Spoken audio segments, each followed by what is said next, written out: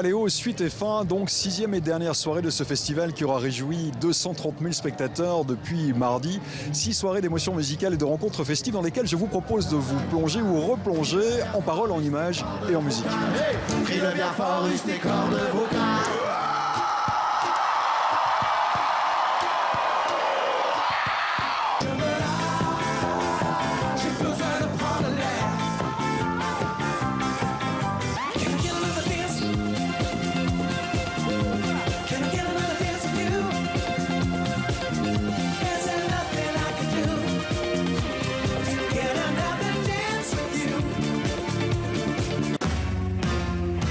Parmi les artistes invités cette année, Jérémy Kissling. J'ai passé ma vie à tomber les filles. Qu'est-ce que j'ai su faire de ça? J'ai cassé ma force, la bombe et le torse. Qu'est-ce que j'ai su faire de moi? Un Jérémy Kissling aux mélodies désormais franchement pop, mais aux textes toujours volontiers mélancoliques. Pour moi, une chanson, ça doit raconter une émotion. Et l'émotion, c'est forcément, si possible, un peu profond et tout.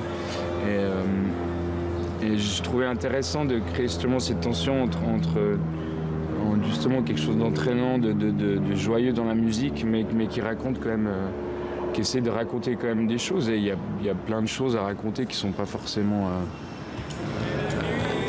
toujours très légères et faciles dans le monde actuel. Je me souviens, mes yeux d'enfant à la fenêtre au loin. Il y avait des millions de peut-être de mes mains. Je faisais presque tout le presque rien. Que jamais ma joie ne se perd en chemin. C'était un exercice assez difficile parce qu'en plus, quand tu fais des mélodies un peu pop comme ça, tu dois trouver aussi une manière un peu fluide d'écrire avec des mots pas trop compliqués comme j'ai pu le faire dans certains albums, mais quand même en gardant un relief comme ça.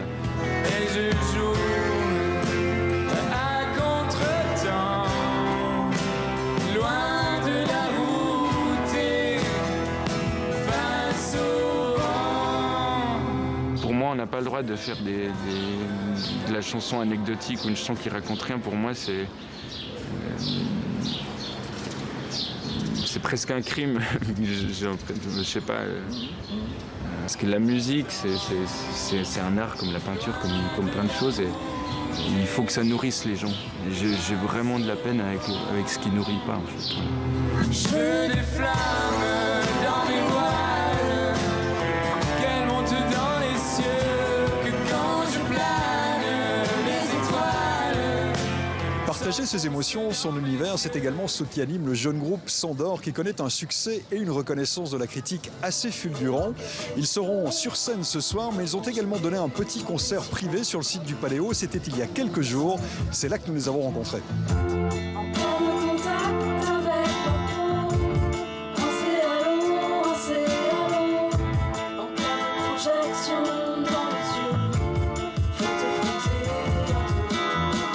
La plupart des textes sont autobiographiques et donc c'est aussi une forme d'exutoire et c'est aussi un truc assez personnel qui appartient vraiment à mon monde intérieur et que j'avais pas forcément non plus après avoir fait ces chansons-là, envie de les partager.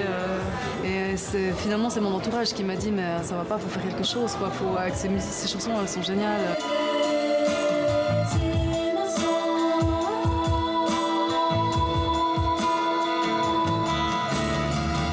Quand je compose, j'essaie vraiment de... Souvent, quand je dis que c'est autobiographique, j'essaie pas forcément de raconter quelque chose qui m'est arrivé, mais de traduire en musique et dans des harmonies, des émotions que j'ai pu vivre et puis essayer de les revivre. Ou... Si je vais chercher un accord, je vais chercher un accord qui va aller dans les tripes, quoi, qui va aller chercher là. Et je construis tout autour de ça, en fait. Et je crois que Jérémy, on doit avoir quelque part une même forme de sensibilité parce que quand il me rend ses arrangements, c'est toujours juste, quoi. C'est toujours, ouais, c'est là que je voulais qu'on aille. Moi, c'est ce que je cherche, de trouver un équilibre, mais pas un équilibre plat. C'est l'équilibre entre quelque chose, on va dire, de sombre et puis quelque chose de plus lumineux. Puis c'est d'arriver à mettre les deux ingrédients à l'intérieur pour avoir finalement de la profondeur et quelque chose comme d'équilibré.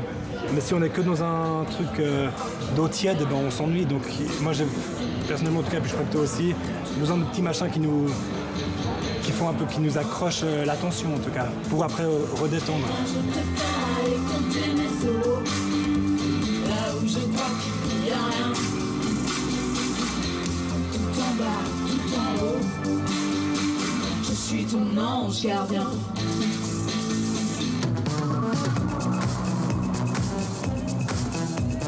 Paléo qui a encore vibré au synthé de Vitalik, un ancien tromboniste qui a pourtant rapidement été happé par l'esthétique électro.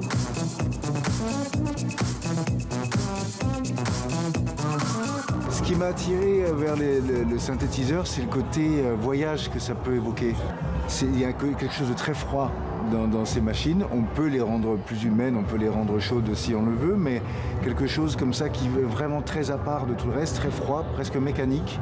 Et ça convient très bien à ce type d'émotion, de se perdre, s'abandonner, le voyage et la danse aussi.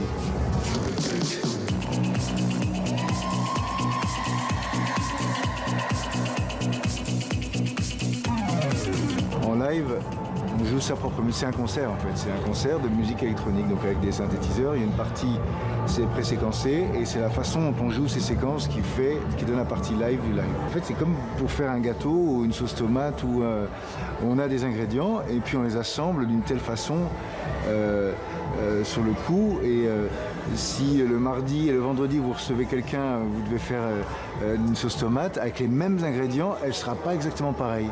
Eh ben c'est ça, ce sera quand même votre sauce tomate. Tout le monde va dire je reconnais la tienne, c'est la tienne. Mais elle sera pas, et on peut tous vivre ça au quotidien, d'avoir des ingrédients et de pas arriver à faire le mélange identique à chaque fois. Le live, en électronique, c'est ça. Le public croit que c'est moi qui les fais danser, et en fait c'est eux qui me font jouer en sorte que je les fasse danser, et c'est comme ça que la sauce prend. Mais c'est une alchimie.